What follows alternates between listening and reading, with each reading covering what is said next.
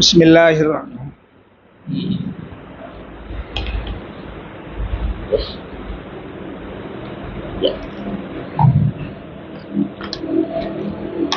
Bismillahirrahmanirrahim. Assalamualaikum warahmatullahi wabarakatuh.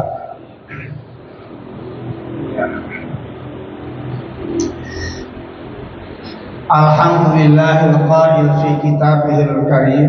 A'udzu billahi minasy syaithanir rajim. Bismillahirrahmanirrahim.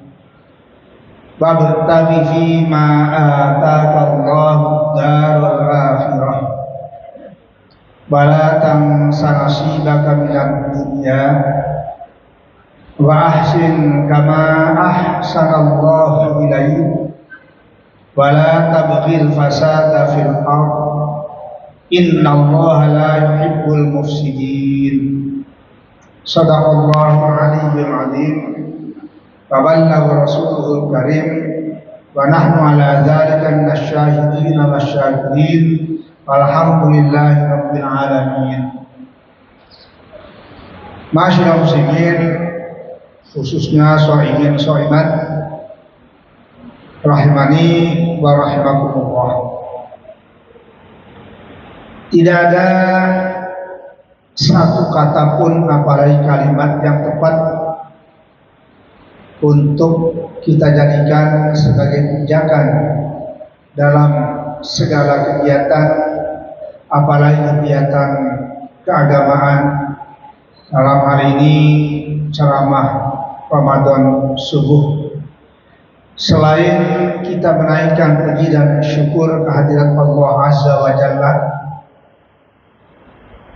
yang telah memberikan nikmat yang bukan saja tidak terhitung, tetapi juga semuanya memberikan kemanfaatan yang luar biasa bagi kita. Seiring dengan itu, sungguh pada tempatnya kita selalu memohonkan sholawat dan salam untuk Nabi dan Rasul akhir zaman yang dinobatkan sebagai uswatun hasanah, yakni Nabi Muhammad sallallahu alaihi wasallam beserta semua keluarga tercinta beliau, sahabat-sahabat terdekatnya, tentu saja umat yang menjadi kesayangan dan kebanggaan beliau, termasuk insyaallah kita muslimin muslimat, shaimin shaimat yang terus mewarisi dan mengamalkan qudwah hasanah beliau, termasuk dalam hal urgensi puasa Ramadan untuk kita bersama yang kita jadikan topik kajian pada pagi hari ini. Sebelum menyimak lebih jauh tentang sasaran yang ingin kita tuju dengan judul ini, maka sejenak kita merenungkan tentang struktur ajaran agama kita yang dalam sisi hukum kita kenal dengan ada dua fardu atau kewajiban. Yang satu dikatakan fardu ain, artinya kewajiban individu. Yang kedua fardu kifayah, kewajiban kolektif. Ini pemilahan antara kewajiban fardu ain dengan fardu kifayah. Ini bukan perbedaan yang dikontraskan sama sekali, cuma hanya membedakan supaya lebih dikenali, mudah dikenali ciri-cirinya. Kenapa? Karena baik dalam fardu ain maupun dalam fardu kifayah sebenarnya ada sisi-sisi kebaikan yang tidak hanya untuk individu tetapi juga untuk kepentingan bersama.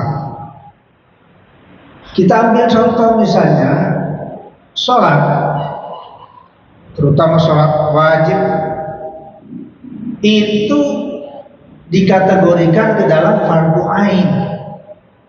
Ya, masing-masing kita berkewajiban, tidak bisa diwakilkan. Pada saat yang bersamaan ada sistem ajaran fardu kifayah, kewajiban kolektif. Sehingga beda dengan sholat wajibah atau yang biasa disebut dengan as-shalawat al-maktubah.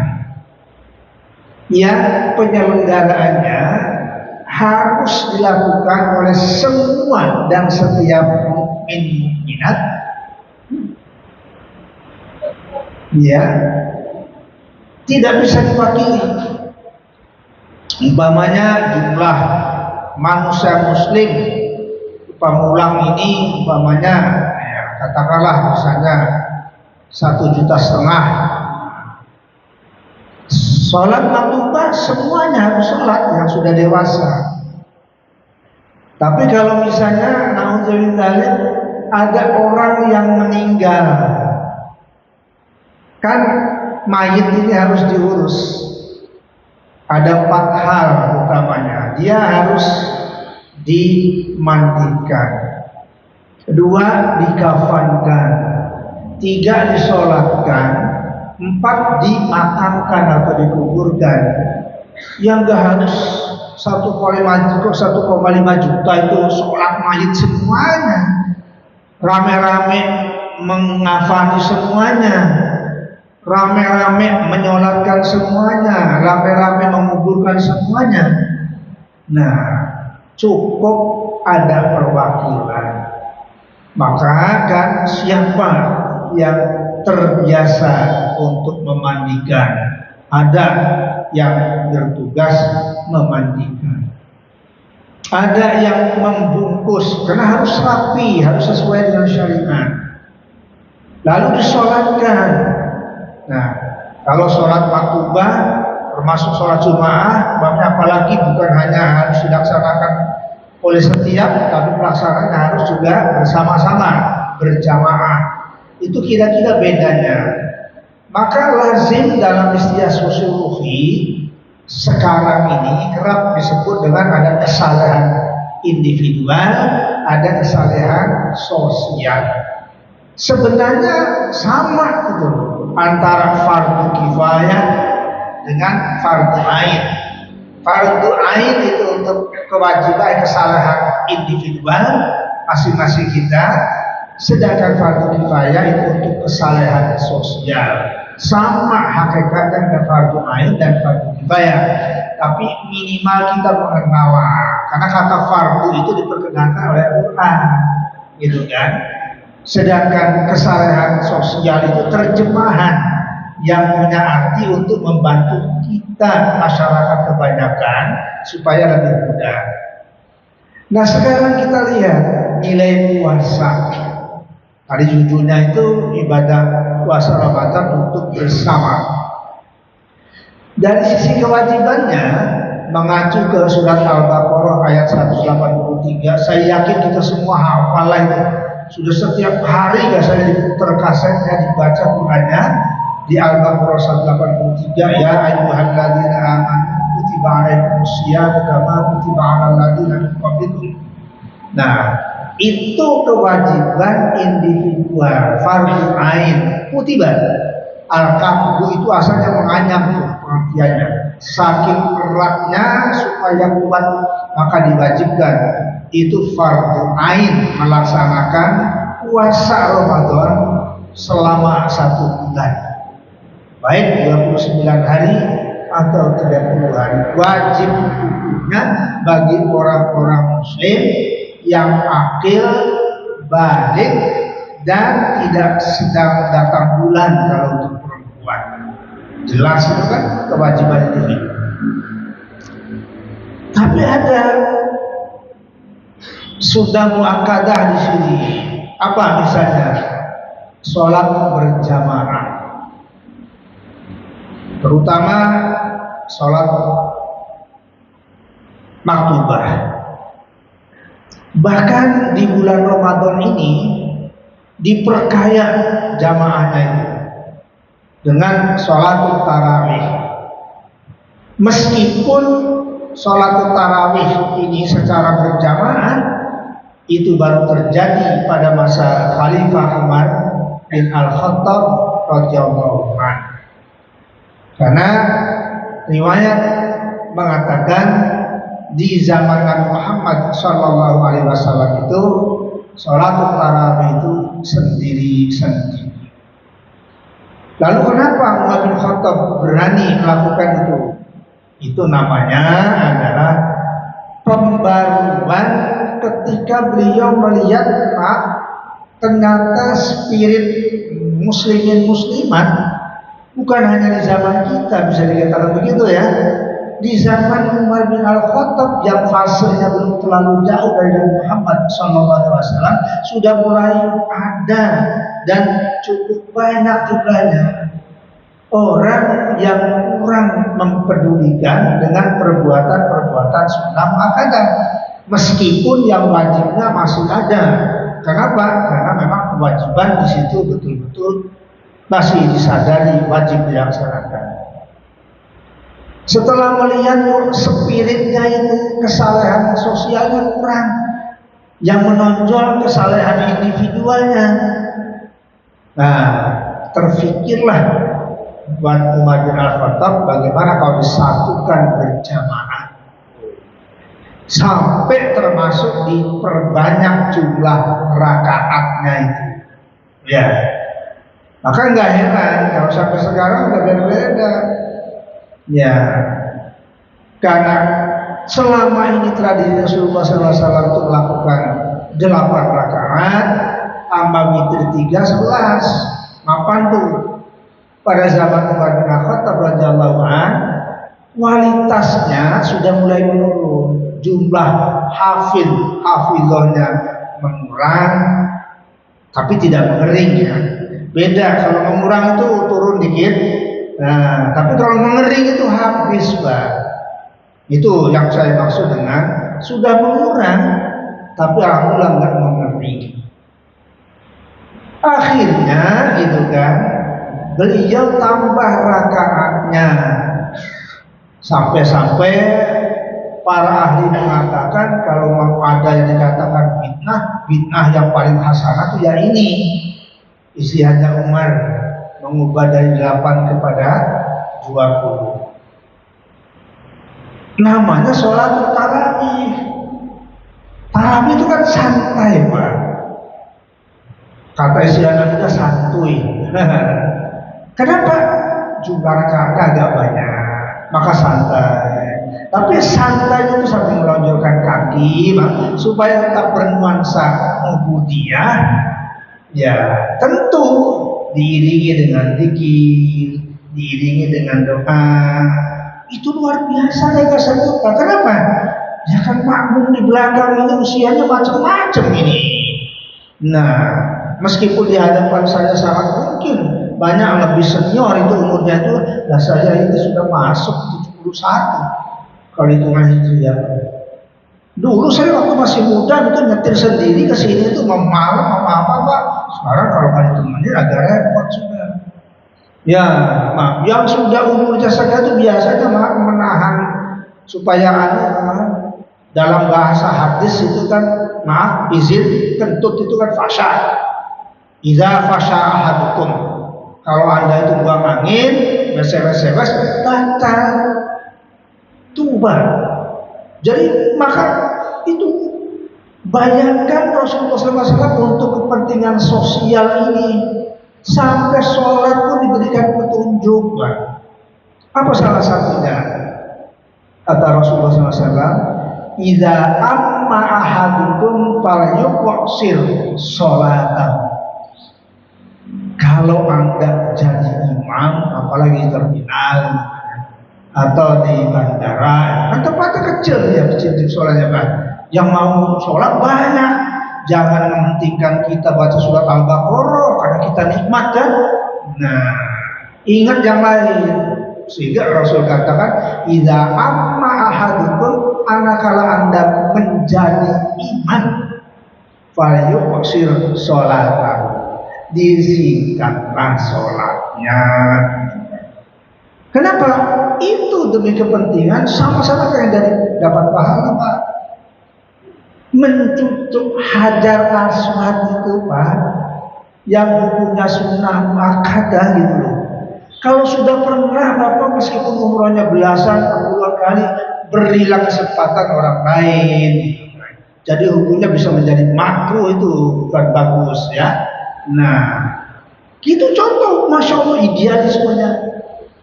Nah, itu baru dari norma hukumnya.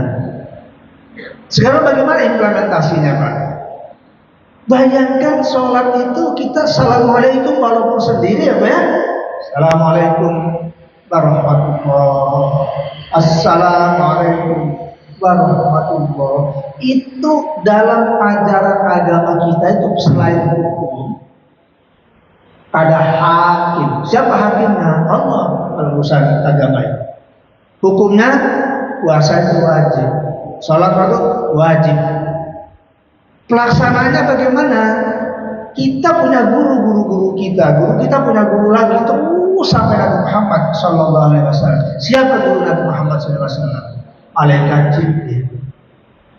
Jadi beliau itu ada gurunya, Allamahu Syadidul Quwa. Sehabis Isra Mi'raj itu, Malaikat Jibril itu aktif itu memberikan didikan kepada Nabi Muhammad SAW. Nabi Muhammad, sholat duhur tuh begini, sholat asar tuh begini, sholat maghrib tuh begini, sholat isya tuh begini, sholat subuh tuh begini Pak. Jangan bikin sendiri. Karena saya punya seorang dosen dulu ahli kebudayaan. Kata gerakan sholat rukun sujud itu budaya. Ya tidak, bagi kami orang agama bukan. Itu syariat yang dibudayakan, yang lebih tepat.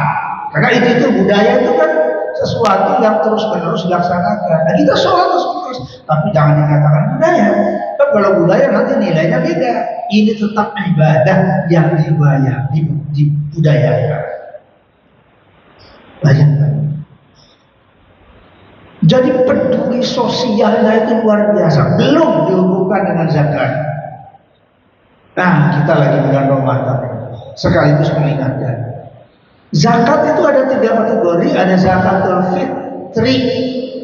Meskipun kita sering menyebutnya zakatul fitrah. Ada yang mengatakan gitu, tapi itu syadz kata para ilmuwan. Yang umum itu hadisnya zakatul fitri. Farrada Rasulullah SAW zakatul fitri. Sama dengan Idul Fitri. Jarang menyebut Idul Fitrah ya. Nah, walaupun akar katanya sama, faktor dan rok, tetapi sebutannya tidak sama.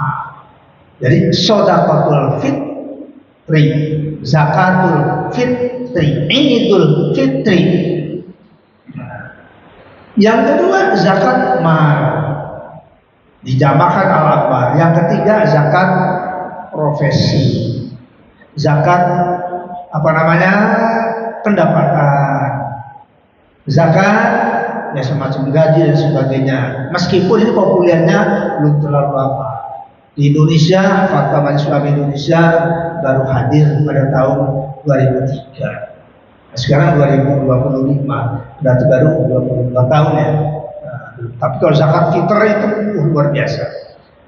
Bayangkan Pak, kalau nggak diwajibkan zakat fitrah itu, memang di muka bumi ini ada orang yang sosialnya tinggi, sunnah dilakoni Pak.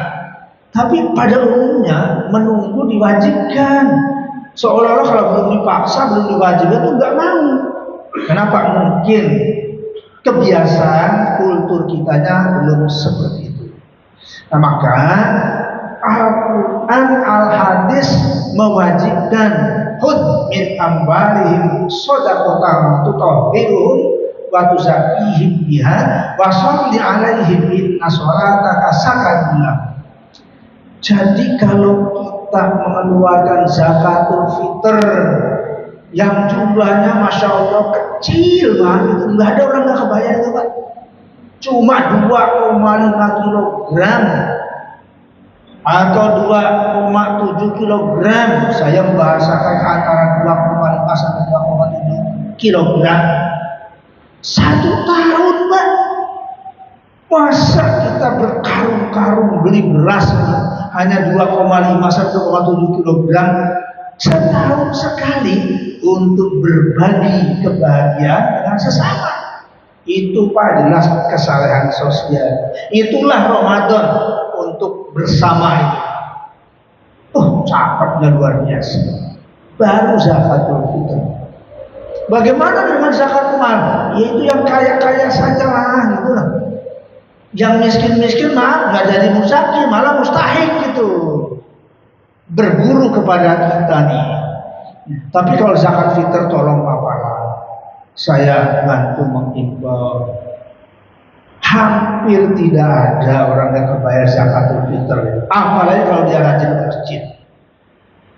Bisa banyak manfaatnya tuh Pak. Ya, meskipun ke masjidnya tentu jangan berharap-harap itu. Itu namanya hikmah. Hikmah itu nilai positif. Karena sholat kewajiban itu hukum namanya itu. Hikmahnya apa? Orang mau sholat berjamaah itu, apalagi yang kaya, yang kurang kaya bahkan miskin sekalipun kuat, rezekinya itu relatif mudah ada. Nah, ini, masya Allah, habis sahur bersama, habis intikaf, habis ini dengan caranya masing-masing. Saya kebetulan malam hari ini mengajukan anak sama cucu gitu kan, diajari bagaimana kalau Anda cara memanfaatkan 2 atau 10 malam yang terakhir itu. Kita didik, kita biasakan gitu kan. Habis bercengkrama. Kenapa kan? Ya supaya terdidik gitu, supaya menyadari, nggak usah menunggu tua dulu. Sedikit lagi Pak ya, kita dan pertama. Nah, itu bukti banyak sekali Pak. Jadi makanya kalau dianjurkan nanti dulu, pernah saya singgung di sini Pak, man fariha bidukhuli Ramadana harramahullahu jasadahu minan nar. Siapa orang yang happy kalau datang Ramadan nggak senang itu aneh rasanya. Walaupun ada musibah berat seperti di Palestina, tapi mereka lebih tenang dibandingkan dengan di luar Ramadan. Nah akhirnya saya ingin merangkum dari semuanya itu, alhamdulillah, terima kasih. Kita baru saja membaca tadarus Al-Quran bersama-sama dipimpin oleh imam kita. Sehabis membacakan, memimpin sholat yang luar biasa indah suaranya. Kita mendoa untuk beliau mudah-mudahan terus mendapatkan kesehatan lahir batin. Lalu mengimami kita juga dalam tadarus Al-Quran, ambil surat Al-Qasas, surat ke-28. Al-Qasas itu kata jamak dari qissah, yang di Indonesia kan menjadi kisah. Kisah dengan sejarah apa bedanya? Bedanya salah satunya, kalau kisah itu tidak mengurai seluruh informasi kejadian itu dari A sampai Z secara menyeluruh, tapi cukup cuplikan-cuplikan yang sangat-sangat penting. Kalau tayangan film itu umpamanya itu kan ada cuplikan di depan, adegan-adegan yang sangat penting. Itu namanya kisah. Setiap kisah pasti sejarah. Setiap sejarah pasti kisah, belum tentu kisah itu sejarah. Quran mengambilnya surat Al-Qasas, bukan surat At-Tahrikh atau surat At-Tarikh, bukan, tapi surat Al-Qasas. Maka jangan ada Fir'aun ya, ada Qarun di sana ya, ada yang lain-lain, campur aduk kisahnya. Nah, campur aduk. Kenapa? Tadi itu cuplikan-cuplikan. Sebab kalau Quran menceritakan sejarah, Nah, umpamanya perang Badar disebutkan dalam Quran dari awal sampai akhir, ya habis Pak, Qurannya cuma 6.000 ayat, 6.000 sekian habis. Maka di penggal-penggal cuplikan-cuplikannya, penjelasannya di mana? Di dalam hadis, di dalam buku sejarah, tinggal kita baca. Satu dari sekian ayat yang ada di sana ingin, mohon izin sekaligus menjadi penutup, saya ingin menyampaikan ayat 77. Allah berkalam, a'udzubillahi minasyaitonir rajim, bismillahirrahmanirrahim. Bab taghi, dan kejarlah oleh Anda, carilah oleh Anda, tuntutlah oleh Anda. Apa yang kita cari? Fima ataakallahu darul akhirah, dalam mencari segala sesuatu apa saja yang telah engkau berikan, datangkan kepada kamu. Wabtaghi fima ataakallah. Untuk apa? Ad-darul akhirah. Jadi kampung akhirat, kita akan menuju kampung yang lebih luas, kampung yang lebih baik. Maka orang Islam itu jangankan putus asa, kecil harapan saja berdosa Pak.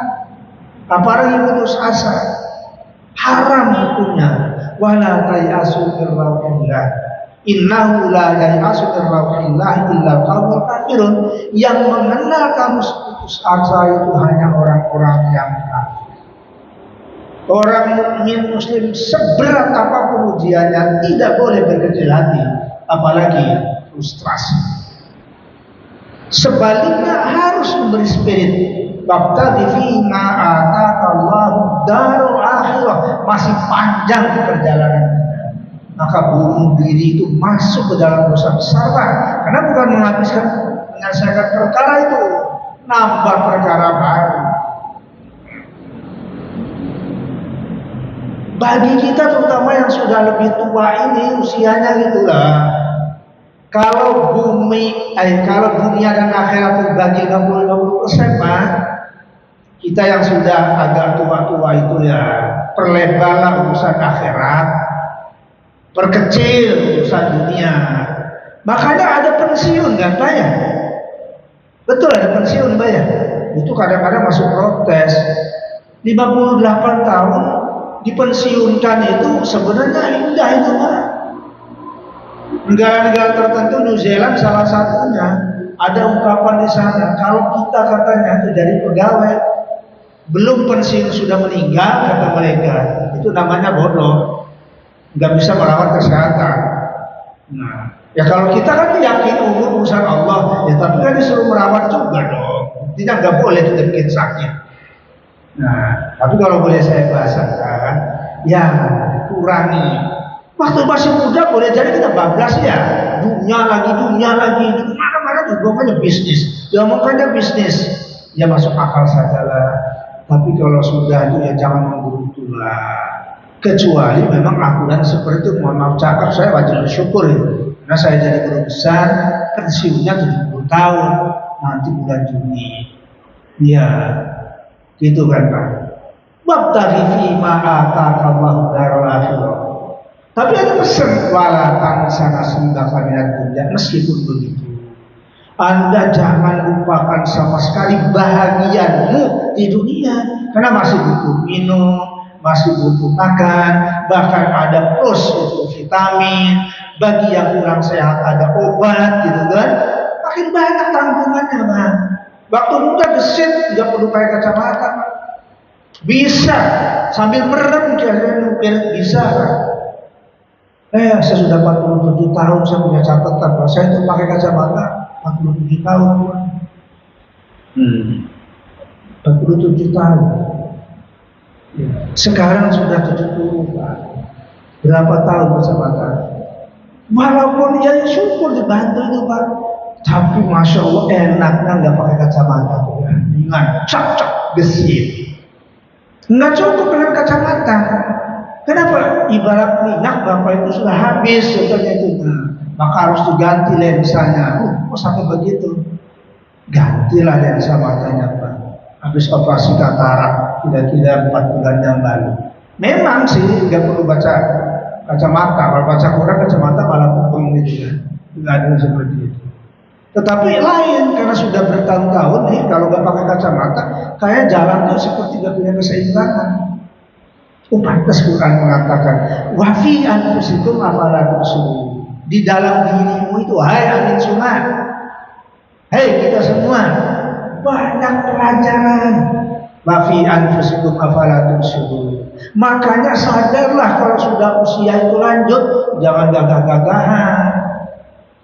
Wah, beda ternyata. Saya masih tanda kutip, kalau di bawah 4 lantai masih ikut aja saya. Nggak naik lift, kalau pada lift kampus kami itu di kantor kami itu. Karena kata dokter, untuk ukuran bapak sudah tidak dibenarkan. Itu aturannya untuk orang yang normal. Kenapa kalau lift itu di atas 4 lantai ke atas? Untuk yang muda-muda, berbahagialah jadi pemuda itu. Maka ada hadis khusus, wasyabun qalbuhu mu'allaqun bil masajid. Kalau orang-orang muda itu terampil datang ke masjid rajin, disebut itu dalam hadis, Pak. Masya Allah. Satu lagi, saya khawatir udah bosan dengan bapak-bapaknya nih. Nah, jadi ya tadi walatan sanksi bakal minatnya. Ya semampu kita, Pak. Tapi jangan dinamperbankan, masih mengejar-ngejar dunia, nggak ada kenyang-kenyangnya. Dipersempit, sehingga ketika wafat itu insya Allah paralel, nggak masih kubut dunia saja. Dan gantian yang muda-muda gitu kan, balatan sangat sudah ke dunia. Kenapa? Wa ahsin kama ahsanallahu ilaika. Berbuat baiklah Anda sebagaimana Allah telah berbuat baik kepada kita. Ya, bala tabli fasada fil ardh. Janganlah mencari hal-hal yang merusak bumi. Apa yang merusak bumi itu, Pak? Bukan hanya ya maaf misalnya tanah orang diambil, laut orang diambil. Bukan hanya itu, sebenarnya banyak sekali. Bala tabli fasada. Jangan kamu rusak bumi.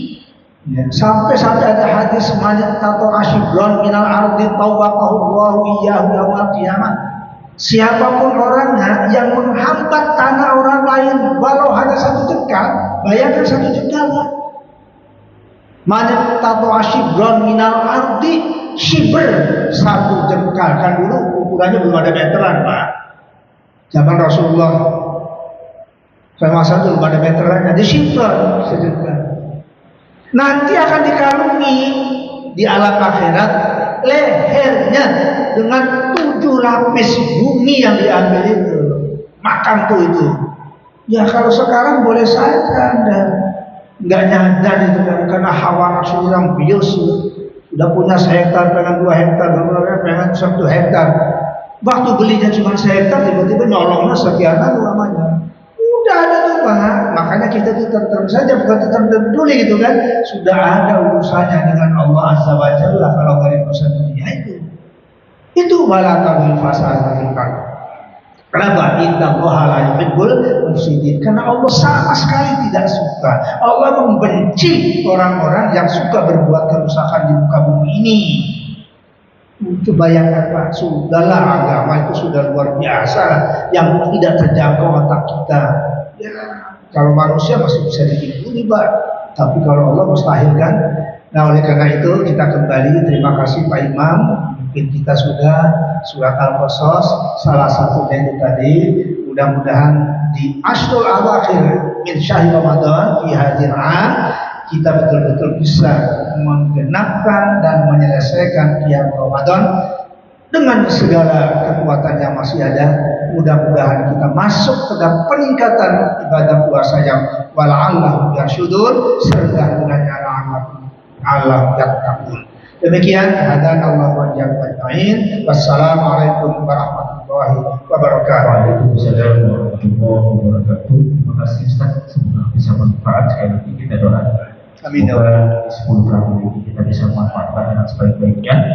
InsyaAllah kita termasuk orang yang bertakwa, bertakwa kepada Allah Subhanahu Wa Taala. Amin. Baik, kita tutup kajian ini dengan bacaan kafaratul majlis. Subhanallahumma bihamdika asyhadu an la ilaha illa anta astaghfiruka wa atubu ilaik. Assalamualaikum warahmatullahi wabarakatuh. Waalaikumsalam warahmatullahi wabarakatuh.